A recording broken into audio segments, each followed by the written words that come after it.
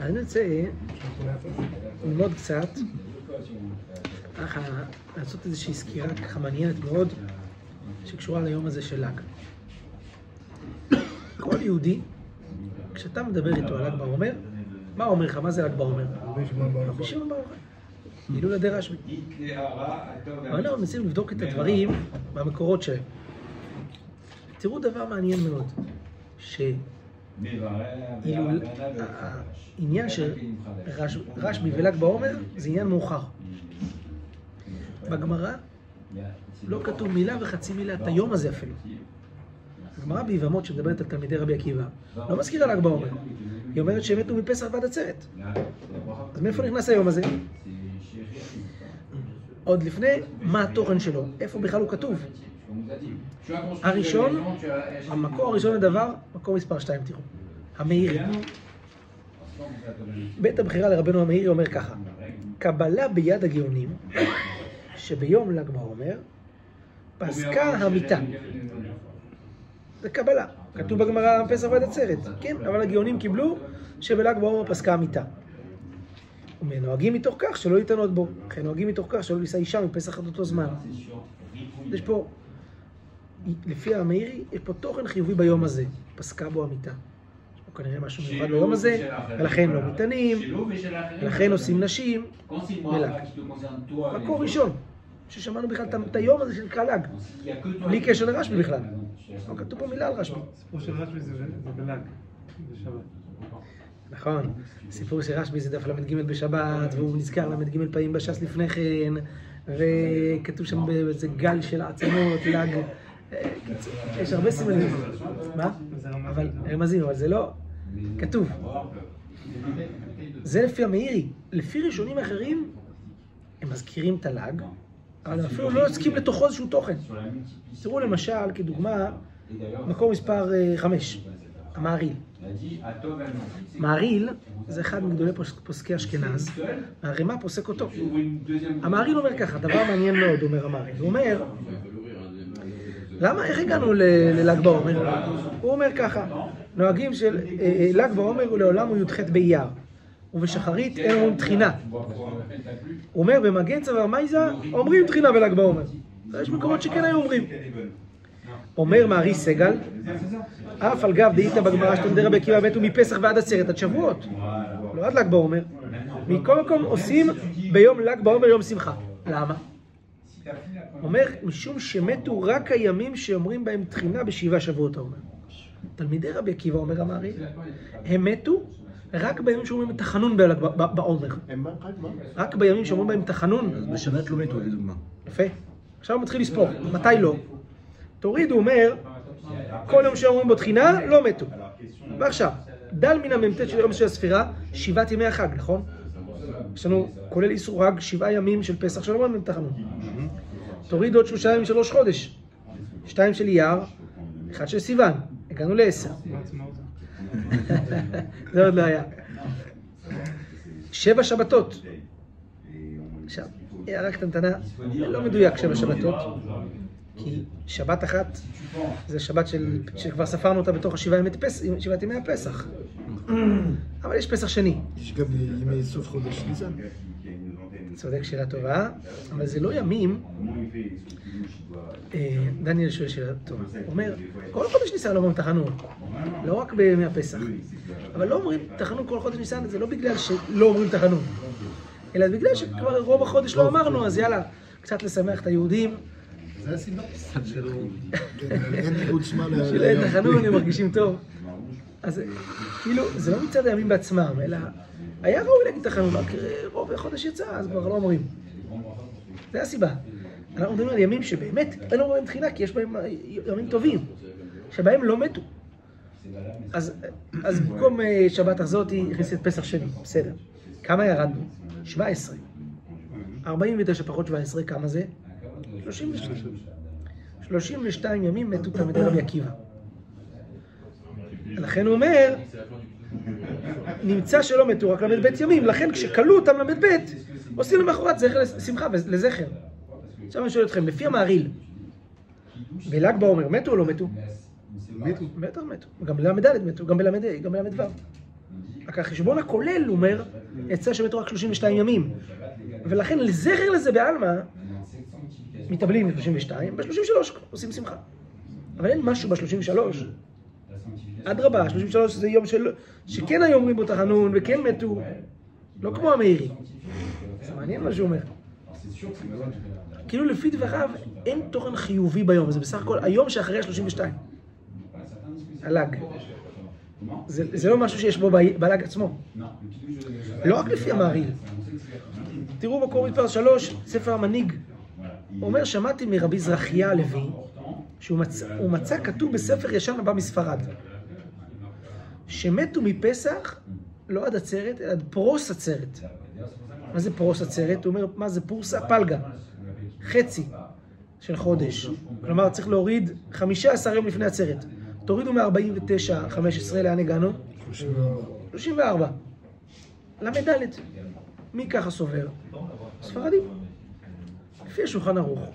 מתי מסתיים בעצם האבלות של תלמידי רבי עקיבא? למדלת. רק בלמדלת מותר להסתפר. השנה השלג יוצא ביום חמישי, אפשר להסתפר כבר ביום שישי, סליחה, אפשר להסתפר כבר בשישי. גם לפי השולחן ערוך, אבל בעיקרון, רק בלמדלת. בלמד ג' עוד אדם, אומרים לך, עוד לא קרה כלום בלמד ג' עדיין לפי השולחן ערוך. מה יוצא? זה דבר מאוד מעניין. שהלג, כאילו לפי הספרדים, יוצא משהו מוזר. מצד אחד, עושים שמחה, לא אומרים תחנון, מצד שני, אסור להסתפר, אז עוד לא כאילו הסתיימו מנהגי אבלות. שואל שו"ת בית דוד שואל את השאלה, הוא אומר, לא הבנתי את הספרדים. תחליטו, ל"ג בעומר, זה יום שמח או לא יום שמח אצלכם? לא משמח? אז תספרו. לא יום שמח, אז תגידו תחנון. איך אתם... לא. אז אם שתרצו ככה, תירוץ, אני לא כוכב אותו, זה תירוץ מעניין. בל"ג בעומר או בשבע אל תעשה. תחנון אפשר להגיד, כי אולי זה יום שמחה, אז לא אומרים תחנון. תספורת, אפשר להסתפר, אולי זה לא יום שמחה, אז לא מסתפרים. פשוט לא עושים. מה? מה? זה כמו ג'וקר. מה קשה לי אבל בתירוץ הזה? מה, בל"ג בעומר אנחנו שמחים, שמחה מסופקת כזאת? לא בטוח, אולי. הצד ש... זר. כנראה שיש פה משהו שהוא משהו אחר. עד כאן, אני רק הראיתי לכם שבגמרא, ובמדרשים הראשונים אין זכר ליום הזה בכלל. לא הזכירו את היום הזה. אפילו הראשונים שהזכירו אותו, רק המאיר הזכיר אותו בהקשר של תוכן של היום. המהרי"ל, המנהיג, רבנו זרחיה הלוי, הם בכלל לא הזכירו תוכן ליום. אין כלום ביום הזה. היינו צריכים להמשיך עד השבועות, עקרוני. כן. רק המהרי"ל אומר, טוב, לא מתו ביום שבתחנות, אז צריך להפסיק אחרי 32 ימים, מפסיקים, למרות שבאמת כאילו, אולי יותר מתאים לפי המהרי"ל, שיהיה מנהגי אבלות בימים שאומרים בהם תחנון, ולא יהיה מנהגי אבלות בימים שלא אומרים. בשבתות, ראש חודש. רצו כנראה לעשות את זה בבת אחת. אז מאיפה התחיל כל הסיפור של ל"ג בעומר? תהפכו דף, תראו, מקום מספר 8. ספר עטרת זקנים, על השולחן ערוך. אומר דבר מעניין מאוד. אומר כך, מנהג ארץ ישראל, ללך על קברי רבי שמעון בר יוחאי ורבי אלעזר בנו ביום ל"ג בעומר. מה הוא קובע? הספר הזה, עטרת זקנים זה ספר של אחד האחרונים על השולחן ערוך. הוא מעיד שזה מנהג ארץ ישראל ללכת... איפה הבן שלו קבור? מה? איתו. איפה הבן שלו קבור? ביחד איתו. כן? כן. בגמרא כתוב שהכניסו את שניהם למערה. וקברו את שניהם במערה. רק כתוב בגמרא שגם את הנכד שלו רצו לקבור אותם. אבל הנחש לא נתן להם להיכנס. היה נחש כרוך שם נתן להם להיכנס. הגמרא אומרת לא בגלל שהוא היה יותר קטן מהם, אלא בגלל שהוא לא היה בצער מערה.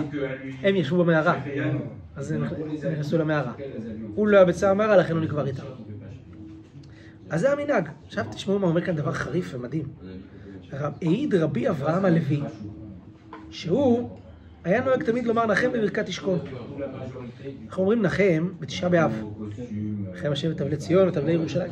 הוא היה נוהג, הוא היה אחד המקובלים בצפת, להגיד נחם בכל יום בתפילה. תשכון בתוך ירושלים עירך, הוא רשם נחם. והוא גם אמר, בל"ג בעומר, נחם. זה סוג של תחנונים? זה כמו תחנון, כי זה נחם השם את אבלי ציון, את אבלי ירושלים, את העיר החרבה והבזויה ושלום. אמר לו רבי יצחק לוריה, הארי הקדוש בא ואמר לו, לרבי אברהם, שרבי שמעון בר יוחאי בא אליו,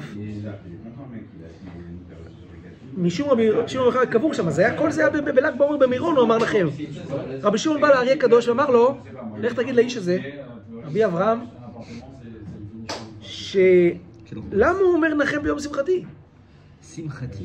ככה רש"י אומר. ל"ג בעומר זה יום שמחתי, איך הוא אומר נחם? רגע, הוא בא לראות אותו במה? הם היו במירון כולם.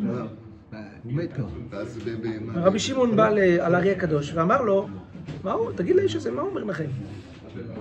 כיוון שהוא עשה את זה, לכן הוא יהיה בנחמה בקרוב. וכן היה שמת לו בנו הגדול, שרבי אברהם הלוי. מה רואים מכאן? הרי שאין לומר תחנון ביום הזה. זה סכנת נפשות להגיד. הוא אומר. זה יום, רשב"י אומר, זה יום שמחתי. כי הוא נפטר ביום הזה. כן? זה השמחה. כן, זה השמחה. אז זה לא קשור זה לא קשור למה שעושים. זה מוזר להגיד שזה יום לא זה קשור. משהו בנפרד. זה בנפרד, בדיוק. שהגעת לרמה הזאת. אפשר לשאול, קודם כל אתה אומר על מנהג אבלות. במנהג אבלות שיש ברכה שלא מוסיפים באבלות. אפילו חלילה ושלום מת לנו קרוב, עושים רק 12 חודשים. כן. ופה כל שנה אנחנו... כן, כי זה משהו לאומי, כי משהו כזה. לכן עושים את זה כל שנה. זה משהו יחידי נראה לי. מיוחד. מיוחד שכל שנה עוד עושים אבלות. נכון, נכון. כי זה על מאורע כנראה מאוד מאוד גדול.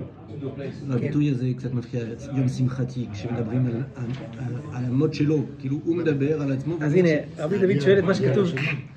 רבי דוד שואל את מה שכתוב. פה לפנינו, פשוט שואל ומשיב.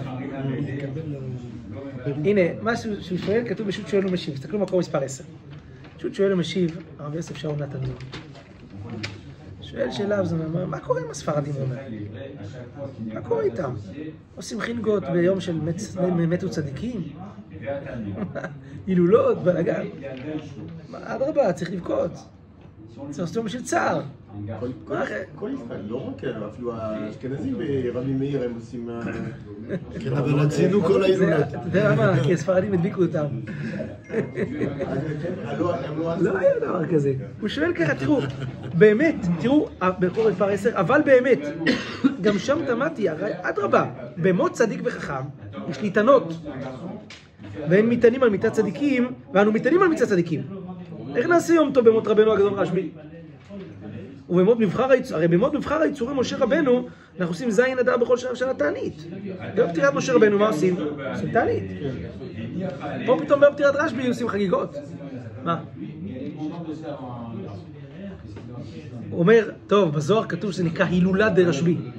מי אמר שזה הכוונה הילולה? טוב, הספרדים לא נשארים חייבים. אז רבי שמעון הוא ספרד.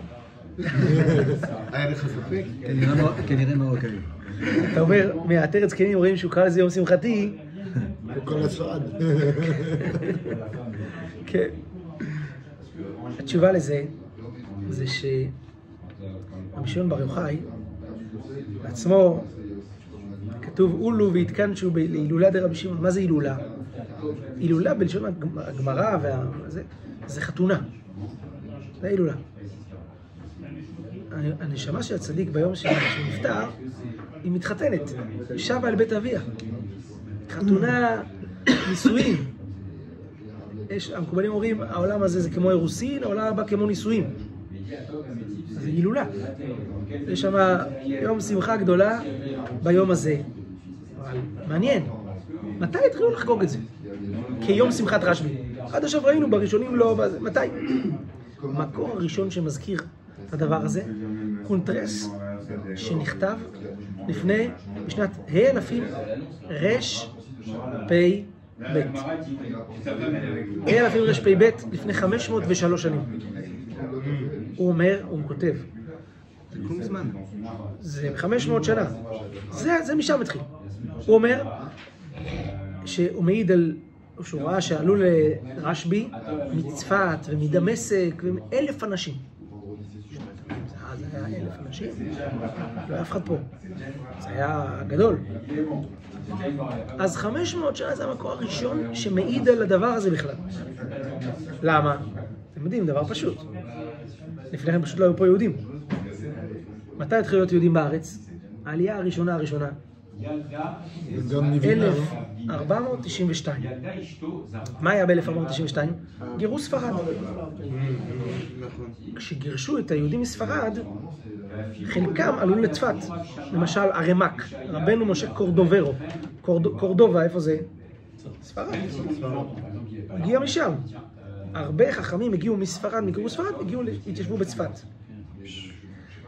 משם זה התחיל. הרב צבי יהודה אומר על זה רמז מעניין. כתוב בישעיה, מזרי ישראל, נזרות זה מפזר, יקבצנו. המפזר יקבץ. הוא אומר, מזרה זה גימטריה, רש נון בית. זה השנה של גירוש ספרד. מזרי ישראל, יקבצנו. דווקא הפיזור של עם ישראל, בגלות ספרד, הוא התחיל בעצם את הקיבוץ. אז זוכרים פעם, אמרנו לכם, נראה לי שפעם אמרנו, שזה גם מאוד מאוד מתאים מבחינת התאריכים של הגאולה. למה? כי אתם זוכרים את הגר"א שהאלף השישי כנגד היום השישי, 500 שנה לילה, 500 שנה יום. מה זה רש נון בית? זה תיקון חצות. חצות של הלילה. 500 שנה הראשונות זה לילה, רש נון זה 250. חצות. מה קורה בתיקון חצות? המקובלים קמים. אומרים, מתחילים לצפות את הגאולה. להתפעל על הגאולה. זה מה שקרה, בהיסטוריה. המקובלים קמו, הגיעו לצפת, התחילו לדבר על הגאולה. לך דודי התחבר שם על הגאולה, בעצם התחילו להניע את כל התהליך. בפנימיות, הארי הקדוש עלה, כולם התחילו לחזור לצפת כזה. אז התחילו לזוז. באותו זמן התחילה הילולת הרשב"י. למה? כי רשב"י תורת הפנימיות קשורה לגאולה. למה היא קשורה? כתוב, בזוהר הקדוש כתוב את המשפט הבא. בהי ספרה, דהי הוא ספר הזוהר, בהי חיבורה, דהי הוא ספר הזוהר, יפקון מגלותא ברחמא. בחיבור של ספר הזוהר, יצאו מהגלות ברחמים. עם ישראל, אם אינם נביאים הם, בני נביאים. הוא מבין בחוכמה הפנימית שלו, עם ישראל, שבסדר, לא מצאנו שום מקור, לא בגמרא, בראשונים בקושי. יש משהו ביום הזה, כי הוא קשור לרבי שמעון בר יוחאי. רבי שמעון בר יוחאי הוא זה שמוציא את עם ישראל מהגלות ברחמים, הגאולה.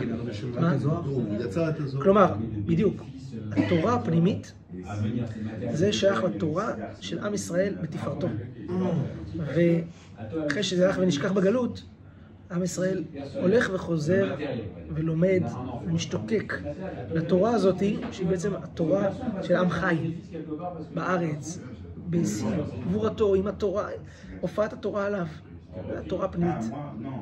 רשב"י בעצם גנז את התורה שהייתה, מה בעצם רשב"י עשה בספר הזוהר?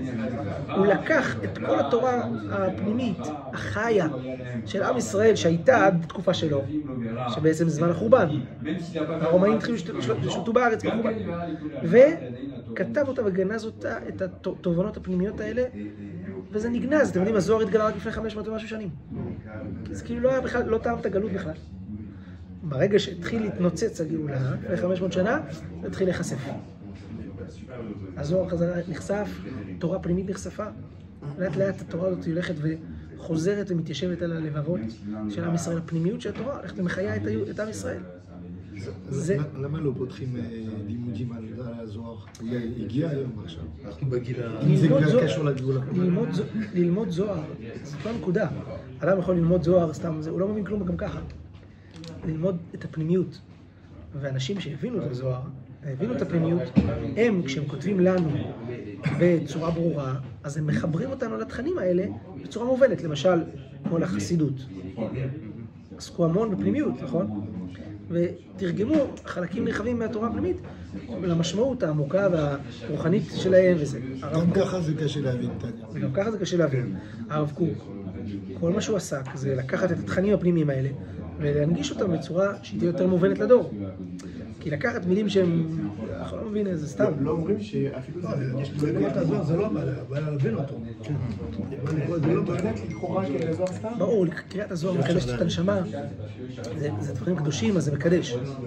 אבל בסוף, כדי להתרומם, אדם צריך ללמוד, וכדי ללמוד, אנחנו צריכים לספוג תכנים פנימיים בצורה שהיא תואמת אותנו. אז אם סתם אדם לומד זוהר, זה לא אין שום משמעות, הוא רק משתגע מזה. לא הבנתי משהו, איך זה נתפס כל כך בתוך העם, עד כדי כך שזה לא כתוב בגמרא. זה בדיוק הנקודה.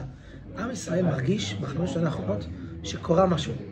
שמתחיל פה תהליך של חזרה לתקומתה של התורה ושל העם בצורה השלמה. אנחנו עם ישראל מרגיש, ולכן באינסטינקט שלו הוא מרגיש הקשר לתורה הפנימית הזאת שהיא זאת שמקוממת אותו מחדש. הסתירה בין להרגוג ולא להרגוג, לא להסתפר אז זה בדיוק מה שאמרתי, עכשיו לפי זה יש פטירתם של תלמידי רבי עקיבא, זה סיפור אחד. סיפור שני, לג. זה באמצע לא מסתפרים בגלל, באמצע, זה... אבל זה לג. זה יום שכאילו הוא כזה מעין לעתיד לבוא כזה. קשר של עם ישראל לדמות המופלאה של רבי שמעון בר יוחאי ולתורתו ולעומק הפנימי שלו. מסתבר שממחרת אנחנו יוצאים מהאבלות, אבל זה לא קשור. יצא לפי זה שזה לא קשור. כן. יכול להיות, הרי לפי אשכנזים, יש אשכנזים שעושים בכלל את מנהגי האבלות רק מראש חודש אייר והלאה. מה הם היו עושים בלג? היו עושים לג וחוזרים לאבלות. כי לג זה בפני עצמו. זה מוכיח גם שאפשר דרך קימה לצאת מן האבלות ולחזור לאבלות. כמו ביום עצמאות. כאילו לטעום מזה ולהמשיך. זה התחלה רק, זה עוד לא השלם. כי זה בעצם התשוקה, הציפייה של עם ישראל לתורה הזאת שהיא תחיה אותנו. אז זה...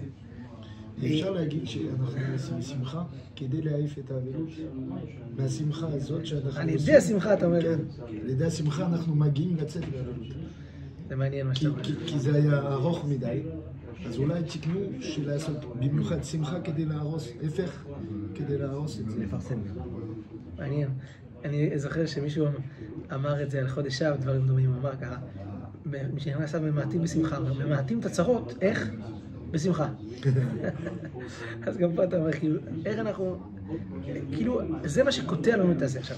אם אתם זוכרים את השיעור הקודם, שהיה לפני יחסית הרבה זמן, אז בעצם כל האבלות של תלמידי רבי עקיבא זה האבלות על החורבן של המדרגה של עם ישראל. ומכאן מתחיל הבניין. כמו שהגמרא אומרת, מתו תלמידיו, איך התחיל הבניין? עד שבא רבי עקיבא על רבותינו שבדרום, רבי מאיר ורבי שמעון ורבי יהודה ורבי יוסי ורבי נחמן. והם העמידו תורה באותה שעה. מה זה באותה שעה? באותו דור, לא באותה שעה. ברגע שיש לנו את רבי שמעון, אפשר להפסיק עם האבלות, אתה צודק. זהו, סיימנו. כי פה יש כבר מישהו שירים אותנו משם. המפגש עם הדמות של רבי שמעון היא זאת שתרים אותנו חזרה למצב השלם. אני זוכר, לא יודע אם הרב אמר שכל התאריכים, החגים שבין פסח לשבועות, הם, איך אומרים, תחנות לגאולה. זה יום ירושלים, ל"ג בעומר שם כנראה. יש משהו בגלות שמתו כולם. כן, ולאט לאט זה הולך ומתאפס חזרה עד קבלת התורה. שכשאנחנו נגיע לקבלת התורה משתנותה על עם ישראל בארץ, אז, כמו שהרב אומר, לפעמים יש לפני כן גם כפייה תרגיגית, כל מיני דברים שכופים אותנו לקבל את התורה. אז כשנגיע לשם, זהו, הצלחנו. זה מספר הפוך, כי תחנות שיש 42, נכון? ו-24 מיתות. כן, זה מספר הפוך. אז זה העניין של ל"ג בעומר לקראת הגאולה, שבעזרת השם עם ישראל ימצא את הקדושה של רבי שמעון בתוכו ושיהיה ל"ג שמח.